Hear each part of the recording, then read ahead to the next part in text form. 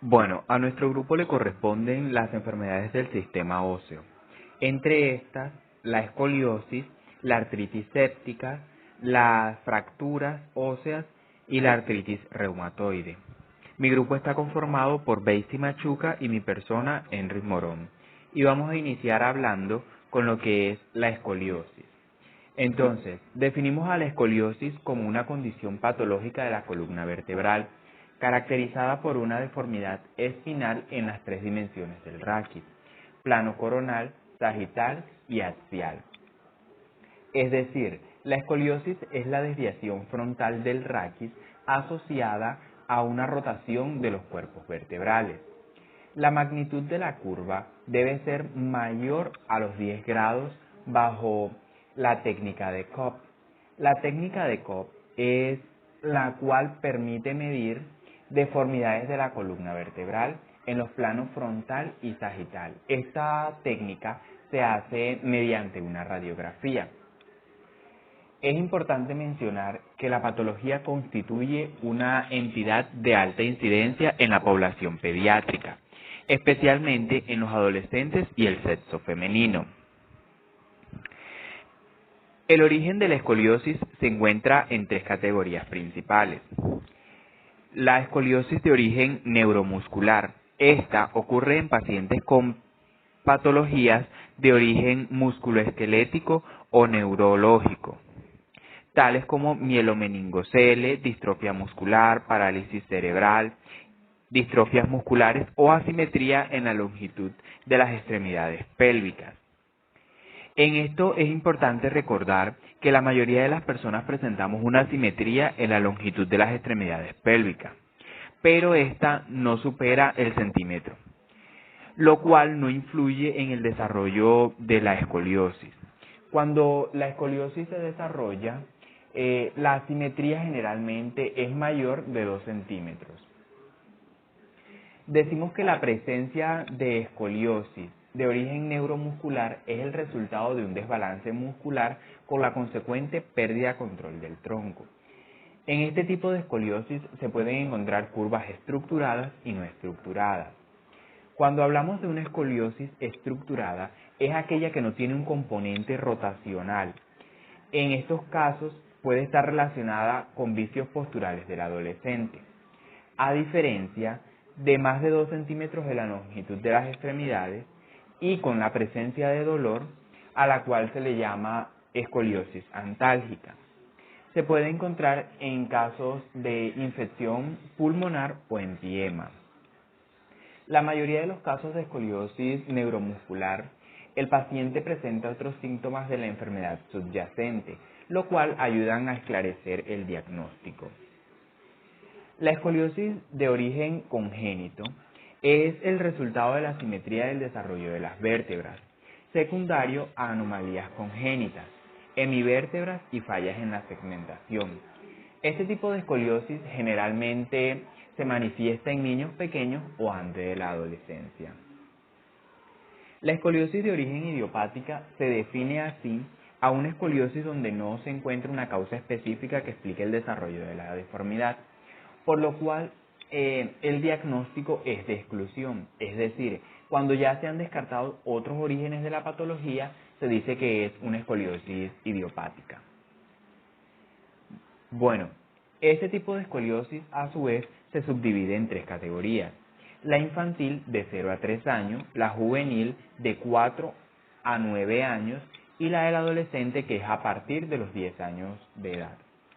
La escoliosis infantil y la juvenil la podemos agrupar como escoliosis idiopática de presentación temprana, mientras que la del adolescente la clasificamos como escoliosis idiopática de presentación tardía. Cabe resaltar que la escoliosis del adolescente es la forma más común de presentación, siendo aproximadamente el 80 al 85% de los casos. Dentro de su fisiopatología, decimos que la escoliosis es una enfermedad, se origina de una enfermedad degenerativa asimétrica del disco y de las facetas articulares a diferentes niveles de la columna, lo cual va a generar cargas asimétricas en un segmento espinal y consecuentemente en la columna lumbar.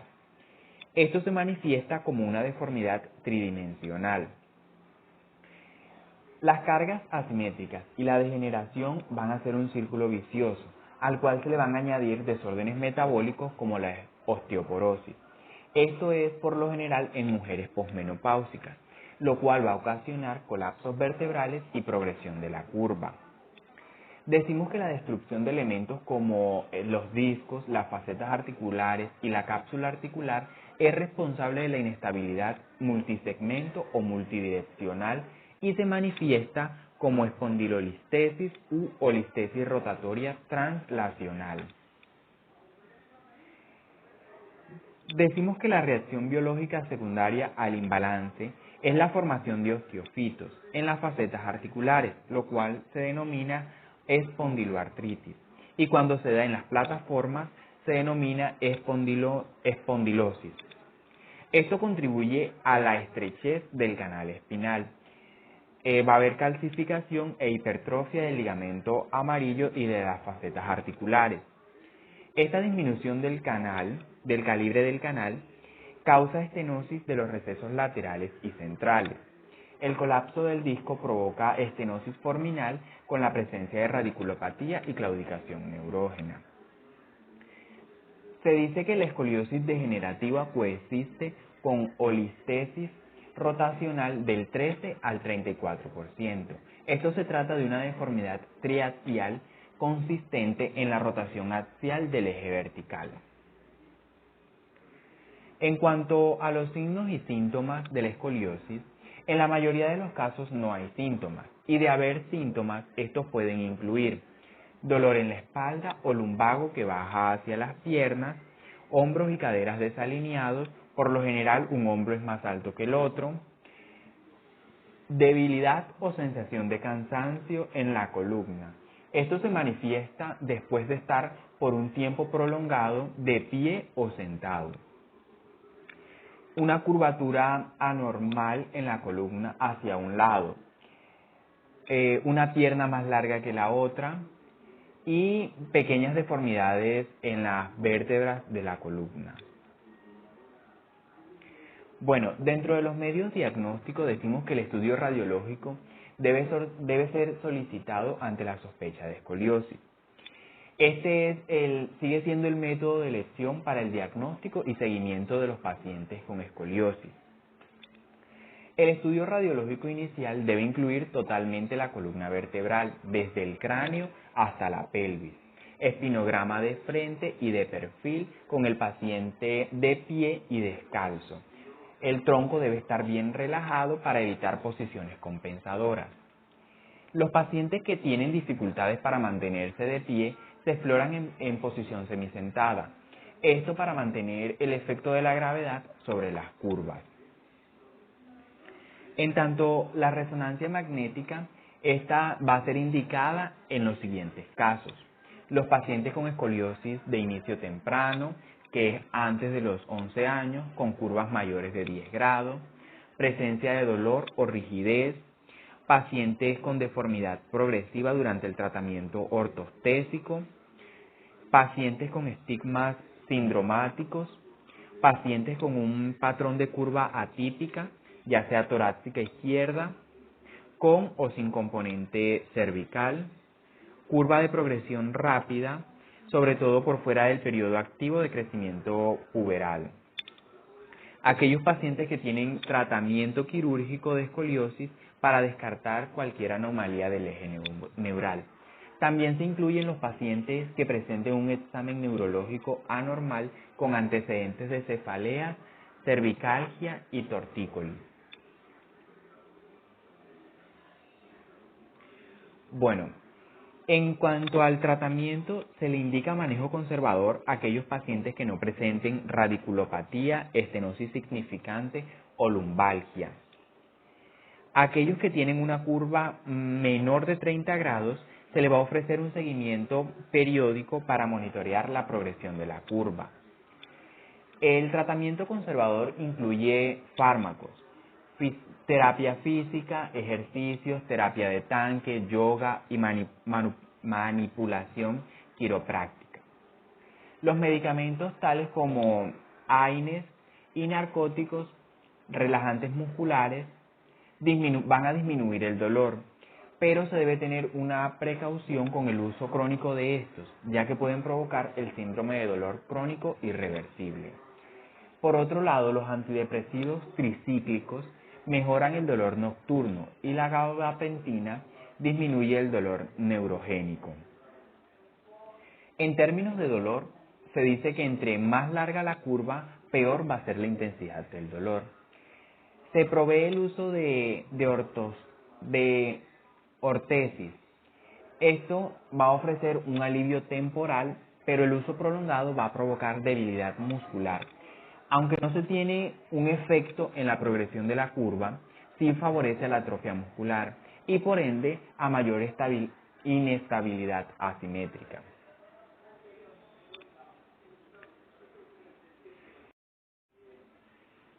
Bueno, en tanto a las indicaciones para la cirugía, estas son: dolor debilitante que no responde a métodos quirúrgicos de más de 6 meses, afección severa de la calidad de vida, déficit neurológico y el disconfort cosmético. Se debe tener muy en cuenta la edad del paciente, las comorbilidades médicas, la historia clínica, la densidad ósea, el estado nutricional, el tipo de actividad y el desbalance coronal y sagital. Además, la rigidez de la curva y las expectativas que tenga el paciente. Si bien sabemos, el pronóstico es malo para aquellos pacientes de mayor edad, con alto índice de masa corporal, con presencia de depresión o ansiedad. Aquellos pacientes que usan narcóticos, los que son fumadores y los que tienen mayor índice de discapacidad funcional y de dolor. En tanto a los cuidados de enfermería en el proceso preoperatorio, se le debe explicar al niño y a la madre los procedimientos que se realizarán, el apoyo emocional y efectivo al niño y a los padres, ayudar en la toma de exámenes de laboratorio, confirmar la indicación de transfusión y tramitarla y solicitar a los padres dadores de sangre, enseñar al niño a los ejercicios respiratorios, establecer y vigilar que se cumpla con el ayuno, colocar el enema para la evacuación intestinal, la revisión de la ficha y los exámenes, el ingreso del paciente al pabellón, la revisión del paciente, revisión de la ficha. Esta incluye la autorización de los padres, los exámenes, el rayo X y la premedicación. Una vez realizada la evaluación, sí se procede al traslado al pabellón.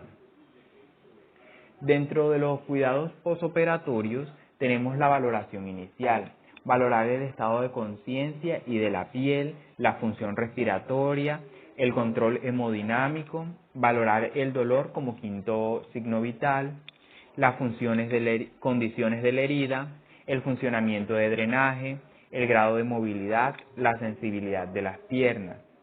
Preparar UCI para las 24 o 48 horas, mantener un monitoreo hemodinámico continuo y la asistencia ventilatoria si es necesaria. Los apósitos para la herida operatoria, el oxímetro de pulso, sonda Foley si está indicada y la administración de analgésicos.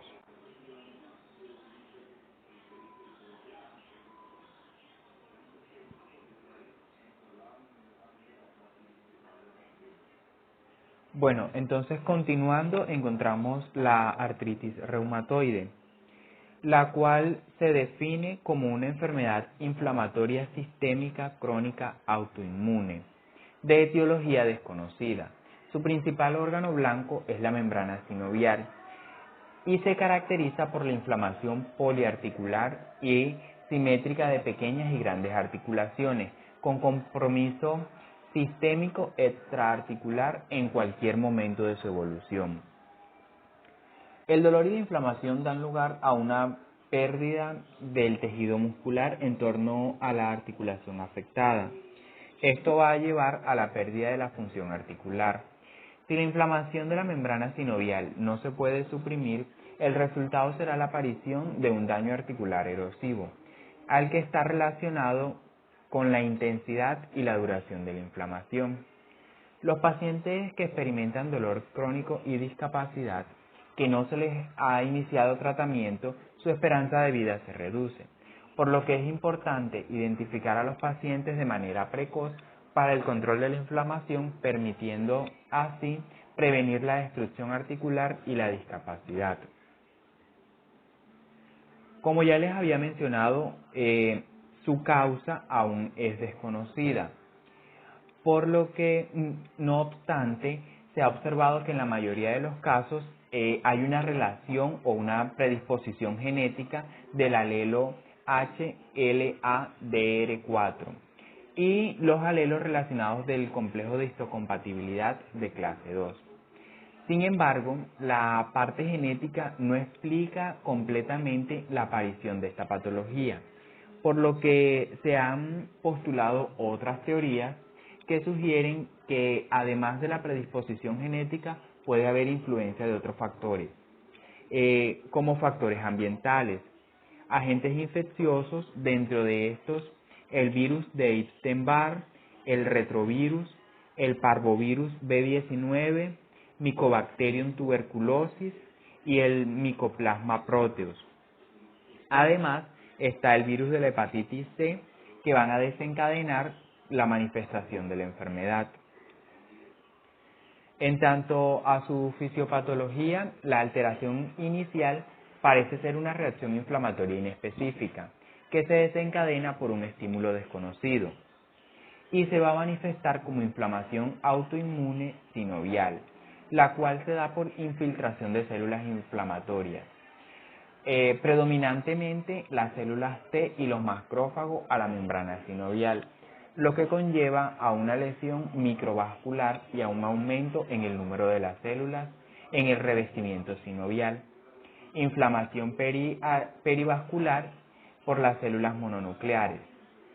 Luego de todo este proceso inflamatorio se extiende hacia el cartílago adyacente y el hueso, ocasionando así daño articular. Como tal, no está claro el mecanismo exacto mediante el cual se produce la destrucción ósea cartilaginosa.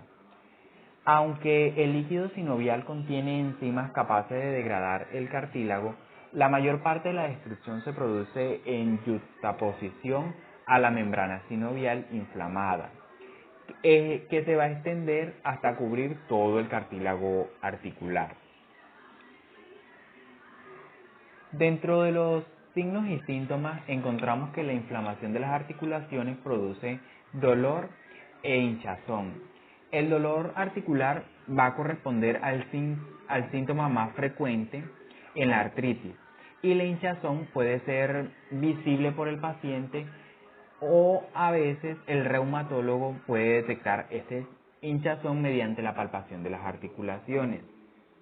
La articulación se inflama con más frecuencia, las articulaciones que más se inflaman son las de la muñeca, los nudillos, las articulaciones de los dedos de la mano, la de los dedos de los pies, los codos, los hombros, la cadera, las rodillas y los tobillos.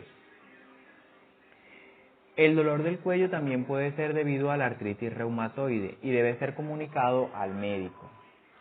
Además, el dolor y la hinchazón por las mañanas puede deberse al inicio de los movimientos, una rigidez matutina de duración variable y puede llegar a ser incluso de horas. La inflamación va a persistir, la inflamación persistente puede acabar dañando los huesos, ligamentos y tendones que hay alrededor. La consecuencia va a ser la deformidad de las articulaciones y la pérdida de la reducción de la movilidad articular, lo que puede llevar al enfermo a un cierto grado de discapacidad para hacer algunas tareas de la vida diaria.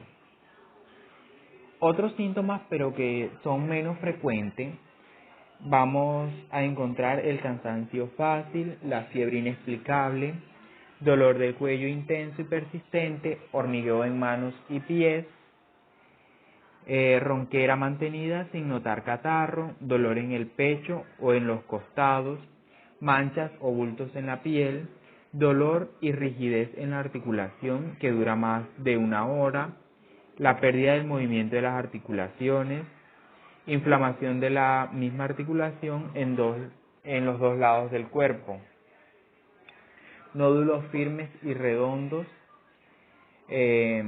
fatiga o debilidad muscular. Bueno, para realizar el diagnóstico correcto, el reumatólogo tiene que valorar los síntomas que presenta el paciente y hacer una exploración de las articulaciones en busca de inflamación o deformidad, ya que hay otras enfermedades reumáticas que pueden presentar los mismos síntomas que la artritis reumatoide. Por ello, puede resultar necesario realizar un análisis de sangre y radiografías para confirmar el diagnóstico. Se dice que algunos de los parámetros que mide el análisis en sangre para confirmar el diagnóstico son los siguientes. La velocidad de sedimentación globular, la cual es una prueba que mide la rapidez con que los glóbulos rojos descienden en un tubo de sangre durante 1 hora. Esta prueba es un indicador de inflamación y se incrementa por diversas causas, entre ellas la artritis reumatoide. Encontramos la proteína C reactiva, que consiste en la detección de una proteína que se encuentra en sangre, la cual se eleva cuando no hay inflamación importante como en la artritis reumatoide. Pero también puede elevarse por casos de otras infecciones, como lo serían los infartos, los traumatismos o otras enfermedades reumatológicas. Encontramos el factor reumatoide, el cual es un anticuerpo producido por las células B que se dirige contra el propio organismo y puede estar presente en el análisis de sangre de las personas que padecen artritis reumatoide. Se dice que aproximadamente el 80% de las personas que padecen artritis reumatoide tienen un factor reumatoide positivo en sangre. En este caso se habla de pacientes seropositivos para el factor reumatoide, mientras que si no padecen el factor reumatoide aumentado, se dice que son pacientes seronegativos.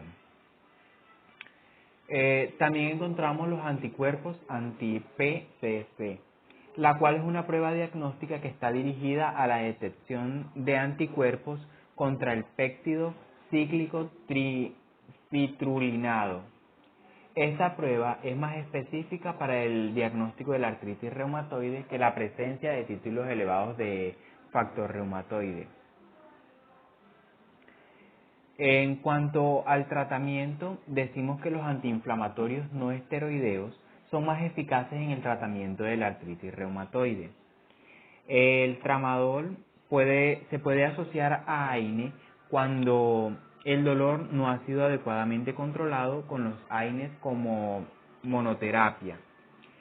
Los opioides mayores como la morfina o la oxicodona pueden utilizarse solos o asociados a AINES o a paracetamol en el dolor moderado o severo. Se recomienda iniciar un tratamiento con los agentes modificador de la enfermedad hacia los 3 meses de la sinovitis persistente y especialmente cuando el paciente tiene un factor reumatoide positivo. Se dice que la asociación de metotrexato y adalimumab se ha demostrado más efectivo que los fármacos por separado en el tratamiento de la artritis reumatoide activa con lesiones radiológicas agresivas. Dentro de los agentes modificadores de la enfermedad encontramos la ciclosporina, las sales de oro, azatioporina, levoflunomida, la ciclofosfamida y el metotrexato, entre otros. En tanto a las cirugías encontramos la sinovectomía, la artroplastia metacarpofalángica, el uso de ortostesis, la prótesis total de rodilla y cadera, la eliminación de la cabeza cubital, la eliminación de la cabeza de los metatarsianos. Dentro de los cuidados de enfermería encontramos que hay que motivar al reposo completo en cama, acostar al paciente boca arriba, aconsejar al paciente que descanse una o más veces al día durante 30 a 60 minutos, alentarlo a que repose en cama de 8 a 9 horas por la noche, indicarle que se acueste boca abajo 2 veces al día para evitar la flexión de la cadera y la contractura de la rodilla. No deben colocarse almohada debajo de las articulaciones dolorosas. Indicarle que las articulaciones inflamadas y dolorosas no deben ponerse en reposo con férulas. Descansar las articulaciones inflamadas en la posición óptima y prevenir o corregir las deformaciones. Aplicar compresas calientes o frías para reducir el dolor e hinchazón de las articulaciones. Dar masajes suaves para relajar los músculos. Administrar medicamentos antiinflamatorios según la prescripción. Alentar al paciente a seguir un programa diario que se compone de ejercicios de acondicionamiento y ejercicios específicos para los problemas articulares. Cerciorarse de que el paciente realice los ejercicios isométricos para ayudar a prevenir la atrofia muscular que contribuye a la inestabilidad articular. Además, hacer que el paciente mueva las articulaciones por todo el arco de movimiento con 1 o 2 veces al día para impedir la pérdida de movimiento articular.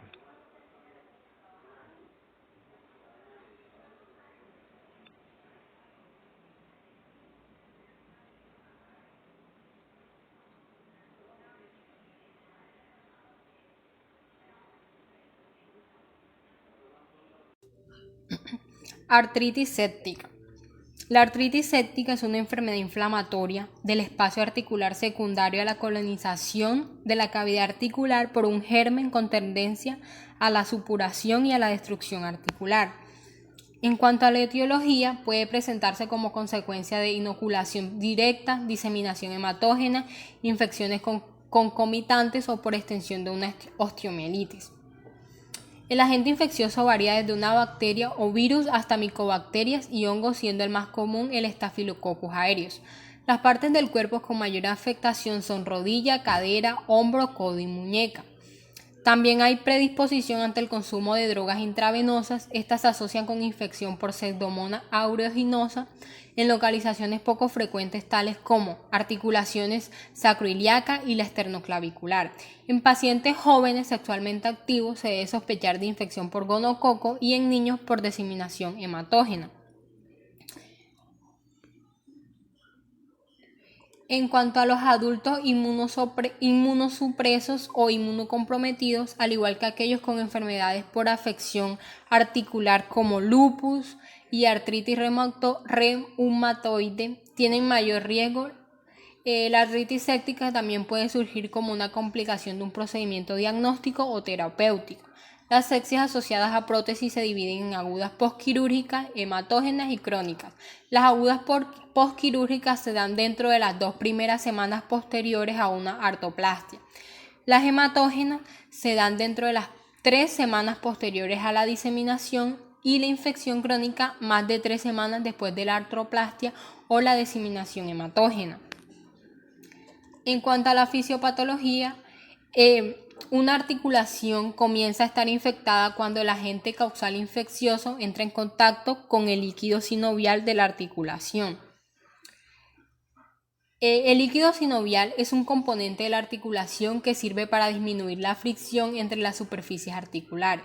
Las principales vías de acceso para un microorganismo a las superficies articulares son la vía hematógena, una sepsis cutánea cercana, una inoculación directa por un traumatismo o iatrogenia en un proceso invasivo articular.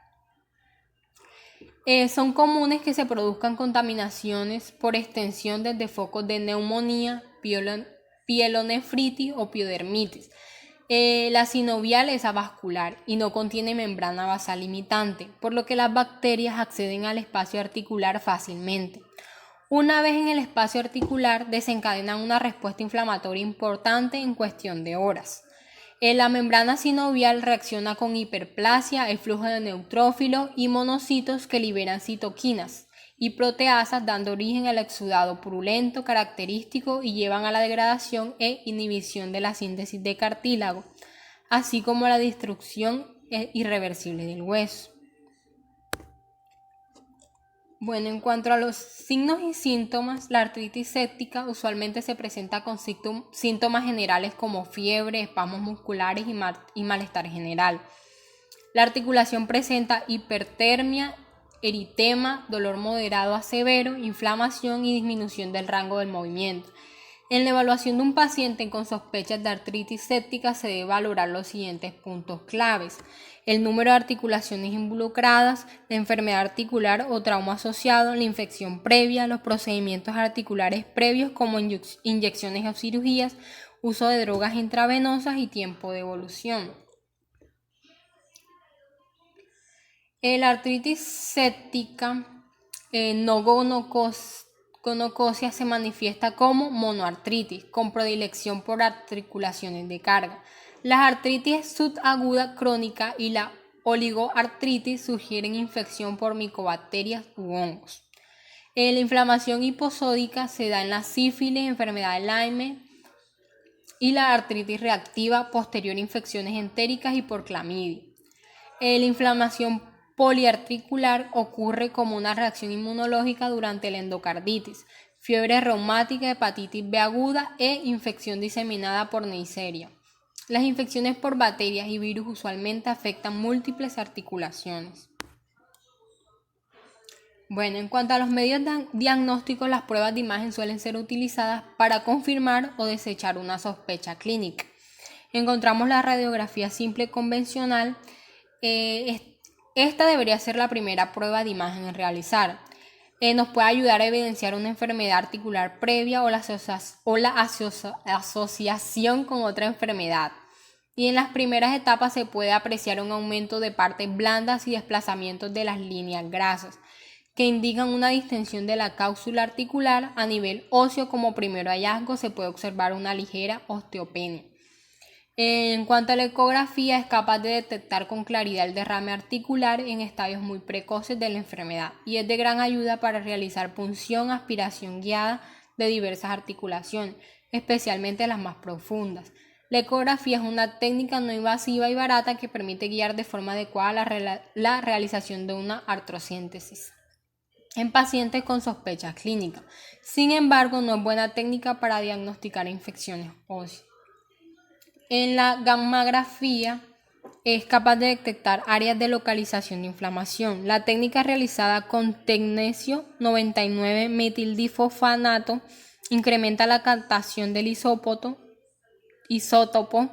en áreas de actividad osteoblástica y vascularización aumentada. En cuanto a la resonancia magnética, se está convirtiendo progresivamente en un método diagnóstico muy útil para la determinación precoz de infecciones osteomusculares.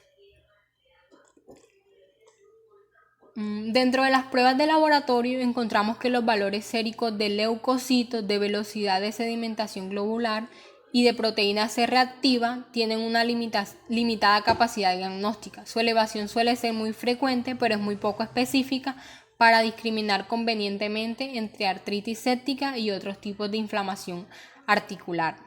Un valor progresivamente elevado de leucocitos en líquido sinovial incrementa la probabilidad de infección articular.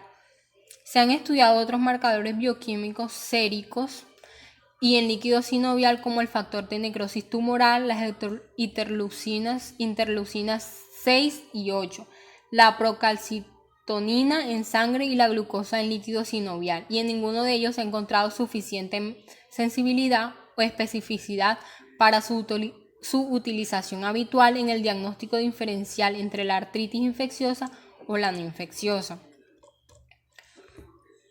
Tratamiento. El tratamiento básico es antibiótico junto con drenaje y lavado quirúrgico de la articulación. El manejo del antibiótico definitivo depende de los resultados de los cultivos y las pruebas de sensibilidad antibiótica. Sin embargo, se inicia previo a estos.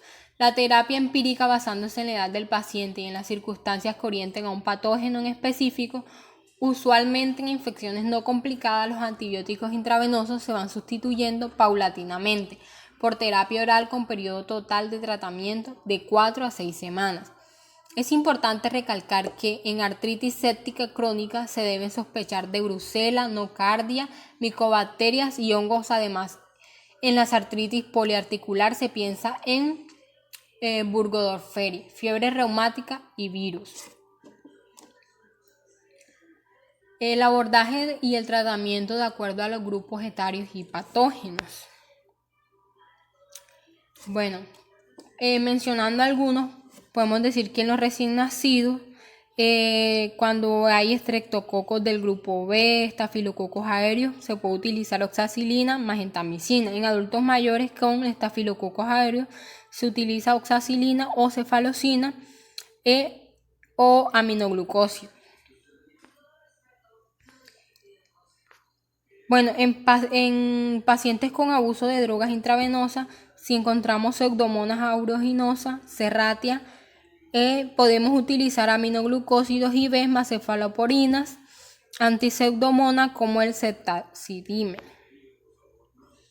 Bueno, en los cuidados de enfermería, en el proceso preoperatorio, mencionamos asegurar indicaciones de nada por vía oral y verificar profilaxis antibiótica, tomar muestras de laboratorio, resultados, informar a pacientes y familiares sobre el procedimiento y corroborar la firma del consentimiento, asegurar la condición del paciente, revisión de historia clínica, registro de signos vitales y saturación de oxígeno. Si está indicado, instalar vía venosa, informar al paciente y familia a qué hora ingresa, en qué lugar puede esperar y la hora aproximada en la que recibirán información.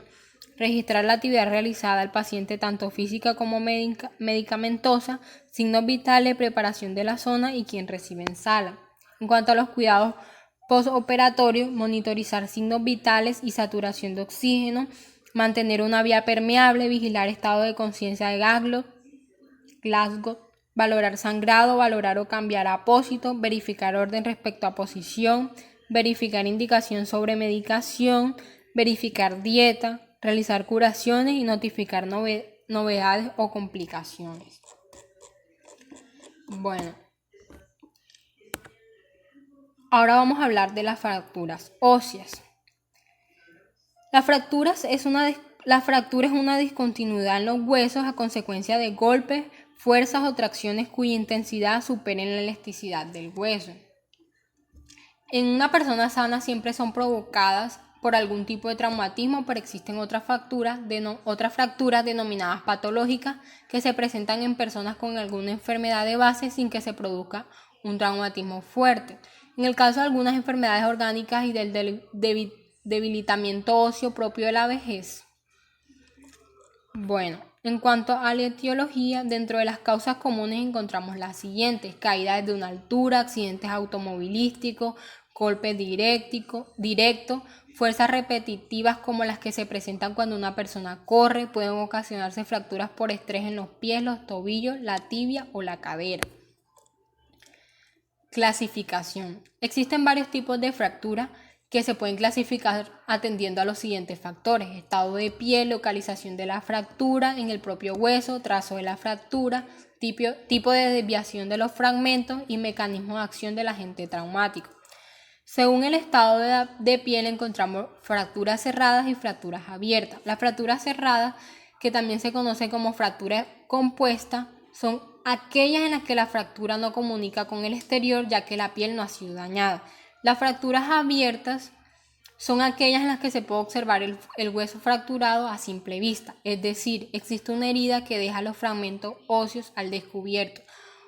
Unas veces el propio traumatismo lesiona la piel y los tejidos subyacentes antes de llegar al hueso. Otras, el hueso fracturado actúa desde dentro, desgarrando los tejidos y la piel de modo que la fractura queda en contacto con el exterior. Según su localización, encontramos epifisarias epifisiólisis, diafisarias y metafisarias. Bueno, los huesos largos se pueden dividir anatómicamente en tres partes principales: la diáfisis, la epífisis y la metafisis.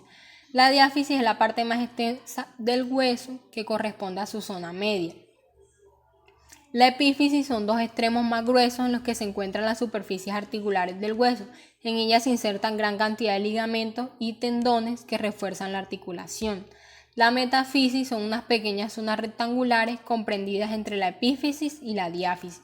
Sobre ellas se encuentra el cartílago de crecimiento de los niños. Bueno, las fracturas epifisarias localizadas en la epífisis, si afecta a la superficie articular, se denominan fracturas articulares, y si aquella no se ve afectada por el trazo de fractura, se denominan extraarticulares. Cuando la fractura epifisaria se produce en un niño e involucra el cartílago de crecimiento, recibe el nombre de epifisiólisis. Las diafisarias localizadas en la diáfisis pueden afectar a los tercios superior, medio o inferior. Las metafisarias localizadas en la metafisis pueden afectar a la metafisis superior o inferior del hueso. Según el trazo de la fractura, encontramos transversales. La línea de fractura es perpendicular al eje longitudinal del hueso. Las oblicuas, que la línea de fractura forma un ángulo mayor o menor de 90 grados con el eje longitudinal del hueso. Las longitudinales, la línea de fractura sigue el eje longitudinal del hueso. En ala de mariposa existen dos líneas de fractura oblicuas que forman ángulos entre sí y delimitan un fragmento de forma triangular. Las conminutas, hay múltiples líneas de fracturas con formación de numerosos fragmentos óseos. En los niños, debido a la gran elasticidad de sus huesos, se producen dos tipos especiales de fractura. La incurvación diafisaria. No se evidencia ninguna fractura lineal, ya que lo que se ha producido es un aplastamiento de las pequeñas trabéculas óseas que conforman el hueso, dando como resultado una incurvación de la diálisis del mismo. En tallo verde, el hueso está incurvado y en su parte convexa se observa una línea de fractura que no llega a afectar todo el espesor del hueso. Según la desviación de los fragmentos, encontramos anguladas. Los dos fragmentos en que ha quedado dividido el hueso a causa de la fractura forman un ángulo. Con desplazamiento lateral, las dos superficies correspondientes a la línea de fractura no quedan confrontadas entre sí por haberse desplazado lateralmente uno o dos fragmentos. Acabalgadas. Uno de los dos fragmentos queda situado sobre el otro, con lo cual se produce un acortamiento del hueso afectado. Engranadas, uno de los fragmentos ha quedado empotrado en el otro. Según el mecanismo de producción, encontramos traumatismo directo. La fractura se produce en el punto sobre el cual ha actuado el agente traumático. El traumatismo indirecto, la fractura se produce a distancia del lugar donde ha actuado el agente traumático. Por ejemplo, fractura de codo por una caída sobre las palmas de las manos. Y la contracción muscular brusca en deportistas y personas con un gran desarrollo muscular se puede producir fracturas por arrancamiento óseo al contraerse brusca y fuertemente un músculo determinado. También se ha observado fracturas de este tipo en pacientes sometidos a electroshock. Bueno, en cuanto a los signos y síntomas, cada fractura tiene unas características especiales que van a depender del mecanismo de producción, la localización y el estado general previo del paciente. Existe un conjunto de síntomas comunes en las fracturas: el dolor, la deformidad, la impotencia funcional, que es la incapacidad de llevar a cabo las actividades en las que normalmente interviene el hueso, el hematoma, fiebre, entumecimiento y cosquilleo, ruptura de la piel con el hueso que protruye. En los medios diagnósticos encontramos las radiografías, que son un examen diagnóstico que utiliza rayos X invisibles de energía electromagnética para producir imágenes de los tejidos internos, los huesos y los órganos en una placa. Las imágenes por resonancia magnética nuclear. Este examen se realiza para descartar cualquier anomalía relacionada con la médula espinal y los nervios. En cuanto al tratamiento, encontramos la reducción de la fractura afrontando los extremos fracturados debemos mantener la reducción estable. La reducción puede ser estable, inestable o imposible. En la estable, los fragmentos se han enervado y se han corregido las deformidades hasta unos grados que son tolerables para la consolidación de la fractura y variables para cada hueso. Inestable, en cuanto se dejan las maniobras de reducción, la fractura vuelve a desplazarse. Imposible, interposición de partes blandas. También encontramos la retención, inmovilización o contención de la fractura. En la inmovilización, con vendaje blando, con venda o almohadilla que mantiene la fractura, clavícula, hombro. El yeso circular, que inmoviliza la diáfisis fracturada y dos articulaciones vecinas, usando para antebrazo y tibia. Y la tracción continua consiste en una tracción del miembro hasta que consolide la fractura. Esta busca vencer el tono muscular y reducir los desplazamientos en el eje, acortamiento, así como las angulaciones y la rotación. Y la recuperación funcional del segmento afectado cuando esté estable por medio de ejercicio. En cuanto a los cuidados de enfermería, en pacientes con fracturas cerradas, el personal de enfermería debe capacitar al paciente sobre los métodos adecuados para controlar el edema y el dolor. Es importante enseñarle los ejercicios para mantener la salud de los músculos no afectados. Enseñar a usar con seguridad aparatos de asistencia como muletas, andador y dispositivos especiales. Hacer planes para ayudar a los pacientes a modificar el entorno en el lugar. La capacitación del paciente incluye el autocuidado, brindar información sobre la medicación, educar sobre la vigilancia de las posibles complicaciones y la necesidad de una supervisión sanitaria continua y realizar la curación de fracturas. En cuanto a los cuidados en pacientes con fracturas abiertas, prevenir la infección de la herida, tejidos blandos y huesos y promover la cicatrización de los huesos y tejidos blandos mediante la realización de curación. Los antibióticos intravenosos se administran cuando el paciente llega al hospital junto con el tozoide tetánico intramuscular si es necesario. Realizar debridamiento para eliminar el tejido infectado y desvitalización y aumentar la vascularización en la región. La temperatura se controla a intervalos regulares y se observa al paciente en busca de signos de infección.